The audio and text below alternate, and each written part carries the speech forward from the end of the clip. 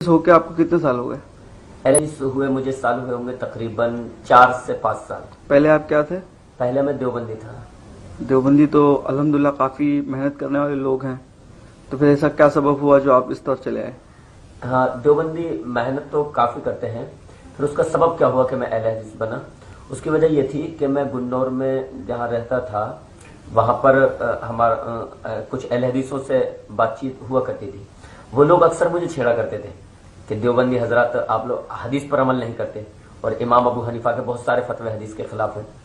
حالانکہ مجھے یقین تھا کہ جیسے سورج روزانہ نکلتا ہے اس پر یقین ہے، اسی طرح مجھے یقین تھا کہ نہیں، غلط ہو ہی نہیں سکتا۔ تو میں نے انہیں کہا کہ ٹھیک ہے، اگر کوئی ایسا مسئلہ ہوگا حدیث کے خلاف تو میں یہ چیزیں چھوڑ دوں گا اور میں حدیث پر عمل کروں گا۔ تو اس طرح کی باتیں ہوتی تھیں، لیکن مجھے یہ پورا یقین تھا کہ دیوبندی حق پر ہے۔ ایک بار میں نے رامپور میں ایک مدرسے میں پڑھتا تھا، مولانا اسلم جاوید القاسمی کا مدرسہ تھا، فیض العلوم تھانہ ٹین پر، تھانہ ٹین ایک محلہ رامپور میں، اعظم خان والا رامپور۔ تو وہاں میں نے اپنے ایک استاد مفتی ہارون صاحب سے یہ کہا کہ ایک اہل حدیث عالم ہے اور وہ مجھ سے اس طرح کی باتیں کہتے ہیں، اور وہ عقیدے کے تعلق سے بھی کہتے ہیں۔ تو ان کی زبان سے ایک بات نکلی، مفتی ہارون صاحب قاسمی کی زبان سے ایک بات نکلی کہ ہاں، عقیدے کے سلسلے میں وہ ہم سے بھی زیادہ مضبوط ہوتے ہیں، عقیدے میں اہل حدیث بہت مضبوط ہوتے ہیں، ہم سے بھی زیادہ مضبوط ہوتے ہیں۔ ان کی یہ بات ہے میرے ذہن کو لگی ایک دم۔ حالانکہ اگلے ہی پل انہوں نے وہ پلٹا، کیونکہ شاید انہوں نے سوچا ہو کہ بچے کے ذہن پر اثر نہ پڑے، تو انہوں نے اگلے ہی پل کہا کہ لیکن عقیدے کے بہانے وہ قریب لاتے ہیں اور پھر دوسرے مسائل چھیڑتے ہیں۔ لیکن ان کی یہ بات میرے ذہن میں بیٹھ چکی تھی کہ اہل حدیث ہم سے بھی مضبوط ہوتے ہیں۔ یہ جملہ مجھے کھٹکا کہ آخر انہوں نے ایسا کیوں کہا، اس کا مطلب یہاں پر جھول ہے، عقیدے میں کچھ گڑبڑی ہے، اسی وجہ سے یہ کہہ رہے ہیں کہ اہل حدیث عقیدے میں ہم سے بھی مضبوط ہوتے ہیں۔ ایک واقعہ تو یہ گزرا، اس کے علاوہ بھی اور کئی واقعے گزرے۔ ایک بار کیا نام ہے، میں نے نماز پڑھائی وہاں پر جہاں میں پڑھتا تھا، دیوبندی ہی ہونے کی صورت میں۔ تو نماز میں احناف کے یہاں کیا ہے خاص کر کہ جو صورت ادھر سے پڑھی ہے پھر دوسری رکعت میں اگلی ہی پڑھ سکتے ہیں، ادھر سائڈ، ادھر کی نہیں پڑھ سکتے۔ حالانکہ ہم لوگ حدیث کے مطابق ادھر کی بھی پڑھ سکتے ہیں، ایسی کوئی قید نہیں۔ صحیح ہے اگر ادھر سے پڑھ رہے ہیں، آپ صلی اللہ علیہ وسلم کا طرز عمل بتاتا ہے کہ زیادہ تر آپ نے ادھر سے پڑھی اس سائڈ، لیکن ادھر سے بھی پڑھنا آپ صلی اللہ علیہ وسلم سے ثابت ہے۔ لیکن احناف کے یہاں یہ ہے کہ نہیں، اس سائڈ سے نہیں پڑھ سکتے، جدھر پڑھی اس سے آگے کی ہی پڑھ سکتے ہیں۔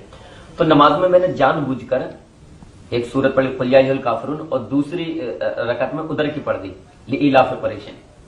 تو نماز کے بعد مفتی صاحب نے، ہمارے کیا نام ہے، ایک مفتی تھے مفتی شفیق صاحب، انہوں نے کہا کہ آپ نے یہ سورت کیوں پڑھی دوسری رکعت میں؟ تو جو اہل حدیث عالم مجھے حوالہ دیتے تھے، میں نے اسی آیت کا حوالہ دیا کہ فقرؤوا ما تیسر من القرآن، قرآن جہاں سے تمہیں میسر ہو یعنی آسان ہو وہاں سے پڑھو، میں نے اس لیے پڑھی۔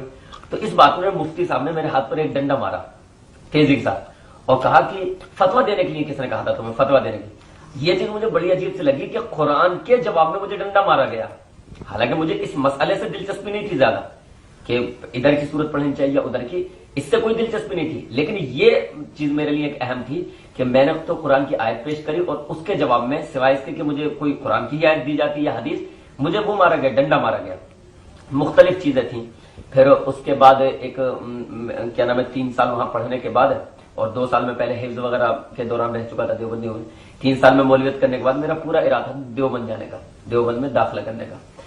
اس وقت دیوبند کے بارے میں ہندو تنظیموں کے جو خاص نظریات کیا وہاں دہشت گردی سکھائی جاتی ہے، جو انہوں نے افواہیں اڑا رکھی ہیں، وہ انہوں نے اڑا رکھی تھی، وہ چل رہی تھی۔ تو میرا پورا ارادہ تھا دیوبند جانے کا۔ دیوبند جا کر میں فارم بھی لایا تھا، میں تیاری بھی کر رہا تھا، 28ویں رمضان تک میری پوری تیاری یہ تھی کہ مجھے دیوبند جانا ہے۔ پھر اچانک میرے گھر والوں کو سمجھایا کسی نے، اور میرے گھر والوں کو بھی یہ فکر تھی کہ دیوبند کے مدرسے پہ آج کل اس طرح کے الزام چل رہے ہیں، تو انہیں اچھا نہیں لگا، تو انہیں کسی نے بتایا کہ اس سے اچھا دلی کے اگر کسی مدرسے میں بھیج دو تو زیادہ مناسب رہے گا۔ تو میرے ماں باپ نے مجھے جامعہ اسلامیہ سنابل میں میرا داخلہ کروا دیا۔ حالانکہ میرے ماں باپ حنفی تھے، لیکن انہوں نے داخلہ کروا دیا، اور اس میں پیش تھے ہمارے ایک چچا، وہ اہل حدیث تھے۔ اچھا، ہاں، میرے ایک چچا تھے، وہ اہل حدیث تھے، اور انہوں نے ہی مجھے تحریک دی تھی تعلیم کی طرف، تو انہوں نے ادھر داخلہ کروا دیا ایک جامعہ اسلامیہ سنابل میں۔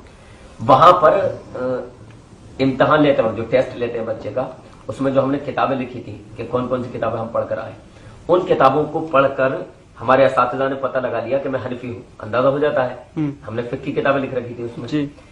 تو شیخ عبد البر صاحب تھے، شیخ عبدالعزیز، شیخ عزیز احمد صاحب تھے، اور شیخ ریاضی صاحب وسیم احمد ریاضی کئی اساتذہ ہمارے سامنے بیٹھے تھے, انہوں نے پتہ لگایا کہ یہ حنفی ہیں. انہوں نے امتحان لیا شیخ عبد البر صاحب نے, اور یہ پوچھا کہ یہ بتائیے اگر کوئی بات امام صاحب کی حدیث سے ٹکرا رہی ہو تو آپ امام صاحب کی بات مانیں گے یا حدیث؟ میں نے کہا امام صاحب کی. یہ میں نے کیوں کہا؟ کیونکہ میں جانتا تھا کہ امام صاحب کی بات حدیث سے ٹکرائے گی نہیں. یہ ہمارے ذہن میں بیٹھا ہوا تھا کہ امام صاحب کی بات حدیث سے ٹکرائے گی ہی نہیں, یہ بات ہمارے ذہن میں بٹھائی گئی تھی. تو میں نے کہہ دیا, میں نے سوچا کہ ٹکراتی تو ہے ہی نہیں, اس لیے میں نے کہہ دیا کہ نہیں امام صاحب کی نہیں مانیں گے, حدیث کی ہی مانیں گے ہم. تو انہوں نے کہا اچھا یہ بتائیے امام صاحب مغرب سے پہلے 2 رکعت پڑھنے کے قائل ہیں؟ میں نے کہا نہیں, ہم اس سے پہلے پڑھ کر آئے تھے فقہ کی کتابوں میں. میں نے کہا نہیں ہے قائل. تو انہوں نے ایک حدیث کھول کے دکھائی کتاب میں. آپ صلی اللہ علیہ وسلم نے فرمایا صلوا قبل صلاۃ المغرب رکعتین, کہ مغرب سے پہلے 2 رکعت پڑھو, مغرب سے پہلے 2 رکعت پڑھو. اور پھر تیسری بار فرمایا کہ جس کی مرضی ہو وہ پڑھے. اب یہ حدیث میرے سامنے آئی تو مجھے بڑی حیرت ہوئی, لیکن میں نے بہرحال اقرار کیا ان سے کہ بھئی حدیث ہے تو مانیں گے اسے. لیکن میرا ذہن گھوم رہا تھا. دوسری مجھے پہلی دفعہ ایک روشنی یہ ملی تھی کہ میرے لیے میری زندگی میں یہ پہلا موقع تھا کہ کسی عالم نے مسئلہ بتایا اور حدیث کھول کے دکھائی کہ دیکھو یہ ہے حدیث. اس سے پہلے ہمارے دیوبندی اساتذہ میں سے اللہ تعالیٰ اگر انتقال کر کے وہ لوگ تو ان پر رحمت فرمائے, ان کی لفظ معاف فرمائے, اور زندہ ہے تو اللہ ہدایت عطا فرمائے. کبھی ایسا نہیں ہوا کہ کوئی مسئلہ بتایا ہو اور حدیث دکھائی ہو, ایسا کبھی نہیں ہوا. بس انہوں نے بتایا کہ ایسے امام ابو حنیفہ نے کہا ہے, ایسا امام ابو یوسف نے کہا, ایسا امام محمد نے کہا, یا ایسا قدوری میں ہے, در مختار میں ہے, مختلف کتابیں جو ہم نے پڑھی تھی. کبھی ایسا نہیں ہوا کہ انہوں نے حدیث. یہ میرے لیے پہلا موقع تھا. تو مجھے یہیں سے اہل حدیثوں کی طرف کچھ کشش پیدا ہوئی. ٹھیک, اب یہ بتائیے آپ اہل حدیثوں میں اور دیوبندیوں میں کیا فرق ہے؟ اہل حدیث اور دیوبندیوں میں کیا فرق ہے؟ دیکھیے میں نے آپ کو بتایا کہ یہاں سے جب میری کشش پیدا ہوئی تو یہیں سے پھر میں نے چھان بین بھی شروع کی اہل حدیث اور دیوبندیوں میں, کیونکہ مجھے تھا کہ اب مجھے کیا بننا چاہیے. ابھی پوری طرح سے مجھے دیوبندیوں سے عقیدہ نہیں ہٹا تھا, لیکن میں شک میں تھا کہ مجھے کیا بننا چاہیے. تو میں نے اس کے لیے 2 طریقے اپنے لیے چنے تھے. ایک طریقہ تو یہ کہ میں کسی اہل حدیث عالم کے پاس جاتا اور ان سے بحث کرتا, خاص کر اپنے دوستوں سے اہل حدیث جو ہمارے ساتھ پڑھنے والے تھے سنابل میں, ان سے بحث کرتا حنفی بن کر, اور انہیں وہ دلیلیں دیتا جو حنفی والی ہوں. وہ اس کے رد میں جو دلیلیں دیتے ہیں حدیث کی, میں ان دلیلوں کو ذہن میں رکھتا یا کاپی پر نوٹ کر لیتا, اور پھر کسی حنفی عالم سے ملتا, اس سے اہل حدیث بن کر بحث کرتا. تو اس میں وہ دلیلیں پیش کرتا, پھر وہ حنفی جو دلیلیں دیتا اس کو ادھر پیش کرتا. تو یہ ایک طریقہ میں نے اپنایا. دوسرا طریقہ اپنایا تھا کہ میں کتابیں دونوں طرف کی پڑھتا تھا, وہ کتابیں جو ایک دوسرے کے رد میں لکھی گئی یا اپنے اپنے مسئلے کو ثابت کرنے کے لیے.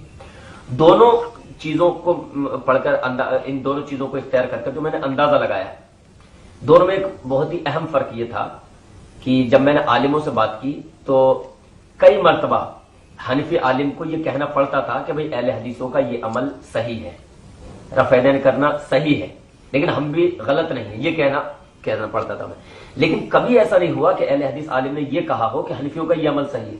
تو فطری طور پر میرے ذہن پر اثر پڑنا تھا کہ بھئی وہ تو کہہ دیتے ہیں اہل حدیث کو صحیح, لیکن یہ انہیں نہیں کہہ پاتے. اس کا مطلب اسی طرح کتابیں جو میں نے پڑھی, کتابوں میں ایک خاص فرق یہ تھا کہ اہل حدیثوں کی کتابوں میں بڑی سادہ انداز میں بات کہی گئی تھی. یہ مسئلہ ہے, حدیث یہ ہے, اور حدیث پڑھ کے عام آدمی کا بھی ذہن کہتا تھا کہ ہاں اس سے میں یہ مسئلہ ثابت ہوتا ہے. حنفیوں کی کتابوں میں یا تو حدیث تھی ہی نہیں, اور حدیث اگر تھی بھی کہیں تو اس کا حوالہ نہیں, یا حوالہ کبھی ہوتا بھی تھا تو مسند احمد, مصنف ابن ابی شیبہ, اور اس میں یہ وضاحت نہیں کہ یہ صحیح ہے ضعیف. اور بہت ساری مرتبہ اس حدیث سے بھی مسئلہ بڑا توڑ مڑوڑ کے پیش کیا جاتا تھا. اہل حدیث کی کتابوں میں پڑھتے ہی سمجھ میں آ جاتا تھا کہ ہاں یہ ایسا حدیث سے ثابت ہے, لیکن ان کی کتاب پڑھ کر ایسا لگتا تھا بڑی توڑ مڑوڑ کر پیش کر رہے ہیں, اور اکثر میں حدیث پیش ہی نہیں کرتے تھے, بس حوالے دیتے تھے فقہ کے. تو یہ خاص فرق مجھے محسوس ہوا کہ اہل حدیث حضرات جو ہے حدیثوں کا وہ کرتے ہیں کہ حدیث آ گئی تو قرآن میں جو صفت بتائی ہے انما کان قول المؤمنین اذا دعوا الی اللہ ورسولہ لیحکم بینہم ان یقولوا سمعنا واطعنا, کہ مومنوں کی صفت یہ ہے کہ جب انہیں اللہ اور اس کے رسول کی طرف بلایا جائے تو وہ کہتے ہیں کہ ہم نے سن لیا اور اطاعت کر لی, اطاعت وہ فوری کر لیتے ہیں. یہ مجھے اہل حدیثوں میں اندر صفت. اور دیوبندی ہمارے جتنے اساتذہ یہ ساتھی تھے ان سے بحث کے دوران ایسا پتہ چلا کہ وہ چور گلیاں حدیث سے بھاگنے کے لیے تلاش کرتے ہیں. یہ دونوں کے درمیان. اب عام انسان اور دیوبندیوں کو کیا اپنی طرف سے کہنا چاہیں گے دین کے بارے میں؟ ان کے لیے کیا کہنا چاہوں گا, دیوبندی علماء کے بارے میں اور عوام کے لیے دیکھیے کیونکہ میں اسی مرحلے سے گزرا ہوں اس لیے میں عوام کے کو سے یہ کہنا چاہوں گا کہ وہ برائے مہربانی اپنے ذہن کو کھولیں اور چھوت چھات والا معاملہ نہ کریں کہ اگر میں نے ان کی کتابیں پڑھی تو گمراہ ہو جاؤں گا یا ان کی کتابیں پڑھی تو گمراہ، ان سے اگر بات کری تو گمراہ ہو جاؤں گا، اور آنکھیں بند کر اعتبار نہ کریں، کیونکہ آنکھیں بند کر اعتبار کرنا یہ مسلمانوں کی صفت نہیں۔ قرآن میں آیا فاسألوا، جو ہمارے بھائی حضرات دلیل بھی دیتے ہیں کہ فاسألوا اہل الذکر ان کنتم لا تعلمون، اہل ذکر سے پوچھ لو اگر تمہیں معلوم نہ ہو، لیکن اسی آیت میں آگے بالبینات والزبر، دلائل کے ساتھ۔ تو آنکھیں بند کر ہماری عوام اعتبار نہ کرے، ہماری دیوبندی عوام، بلکہ وہ پوچھ تاچھ کرے، مسئلے مسائل کی چھان بین کرے۔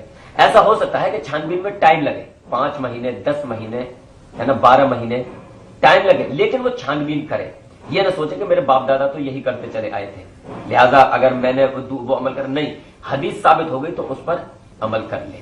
ایک بات تو یہ دیوبندی علماء سے جو میں کہنا چاہوں گا، دیکھیے اگر میں ان سے اپیل یہ کروں دیوبندی علماء سے کہ جو مسئلے حدیث سے ثابت ہیں وہ اپنی عوام کو بتا دیں، تو میرے خیال سے یہ اپیل کرنا بیکار ہوگا، وہ اس پر عمل نہیں کر سکتے، تقلید کی زنجیروں میں ایسے بندھے ہوئے کہ وہ عمل نہیں کر سکتے۔ اس لیے میں ان سے یہ نہیں کہوں گا کہ وہ مسئلے بتائیں جو حدیث میں ہیں، میں صرف ان سے اتنا یہ کہوں گا کہ اپنی عوام کو وہ کھلا ہوا چھوڑ دیں، اپنی عوام کے ذہن میں یہ شک پیدا نہ کریں کہ حدیثیں مت پڑھو ورنہ گمراہ ہو جاؤ، انہیں کھلی چھوٹ دے دیں کہ تم جاؤ اہل حدیثوں کے پروگراموں میں بھی جاؤ، ان کی کتابیں بھی پڑھو، حدیث پڑھو، بخاری پڑھو، مسلم پڑھو، انہیں چھوٹ دے دیں، عوام خود فیصلہ کرے گی۔ ان کا گناہ اپنے سر کیوں لیں؟ اس لیے ان کے علماء سے صرف میں اتنا کہوں گا کہ اپنی عوام کو بیڑیوں میں نہ باندھیں کہ وہ کہیں نہ جائیں، انہیں چھوٹ دے دیں کہ جائیں اور وہ تحقیق کریں۔ بس اگر انشاءاللہ اس پر عمل کر لیں ہمارے دیوبندی علماء کہ اپنی عوام کو چھوٹ دے دیں، تو مجھے انشاءاللہ یقین ہے کہ مسلمان بہت جلدی پہچان لیں گے کہ حق کیا ہے اور باطل کیا ہے۔ مسلکوں میں سب سے اعلیٰ مسلک اہل حدیث، سب کا ملجا سب کا مابع مسلک اہل حدیث، مسلکوں میں سب سے